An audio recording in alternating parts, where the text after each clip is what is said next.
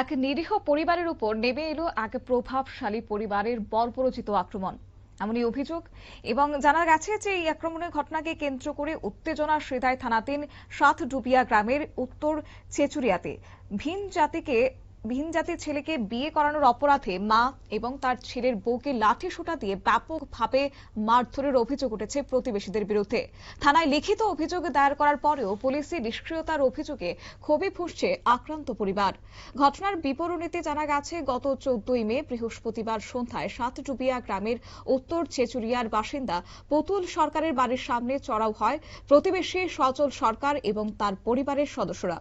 অভিযোগ এও রয়েছে যে সচল সরকার, মুন্না সরকার, নিহার সরকার, পল্টু সরকার এবং মন্টু সরকার সহ মোট 5 জন লাঠিসোঁটা নিয়ে আচমকায় পুতুল দেবীর পরিবারের উপর আক্রমণ চালিয়েছে। প্রতিবেশীদের এই বর্বরোচিত হামলায় গুরুতরভাবে জখম হয়েছেন পুতুল সরকার এবং তার ছেলে টিটু সরকার, পাশাপাশি ছেলের বউ সরস্বতী তাঁতি। কি বললেন সেই ছেলেটির মা, শুনুন। বাড়িতে তারা এসে এখন আমরা মারধর করতে সবাই এসে আমি কইছিলাম আর কি আমার ছেলের খুব মারধর করতেছে। মারধর করতে পরে আমিও গেছি, আমার ছেলে বউ গেছে গর্ভবতী, তারে চলো সরকার দেখা দাবা লাগছে। তারপরে আমি তার বউরা আমি করে বাইক ফেলাইছি, বাইক যাও তোমার বাচ্চা খুব খারাপ হয়ে যাবো, বাইক যাও।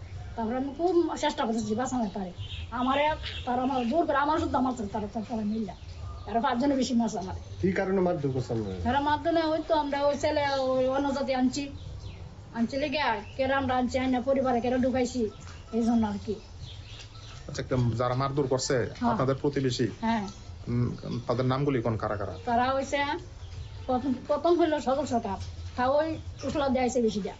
তারপরে দেখাইছে নিহার সঞ্জয় সরকার, নিহার সরকার, তারপরে পল্টু সরকার, এটা মন্টু সরকার, এটা মুন্না সরকার। তারা কি একই পরিবারের? এক পরিবারের সবাই এটা। তারপরে সন্তোষ সরকার।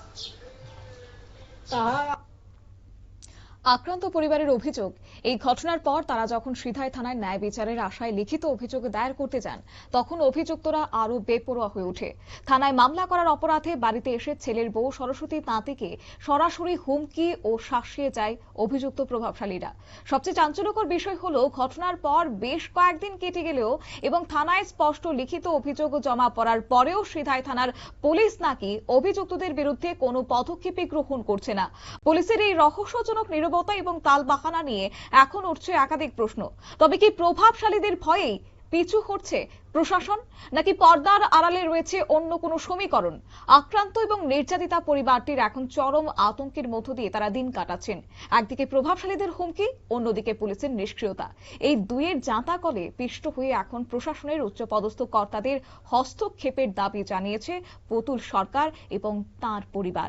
এখন দেখার বিষয় হচ্ছে, পুলিশ প্রশাসনের আদৌ ঘুম ভেঙে অপরাধীদের সেখানে ধরা পড়ে কিনা, অপরাধীদের শাস্তি দেওয়া হয় কিনা, নাকি এইভাবেই প্রভাবের কারণে, ক্ষমতার কারণে তারা পার পেয়ে যান আইনের শাসন থেকে। সেদিকেই তাকিয়ে রয়েছে আক্রান্ত পরিবার।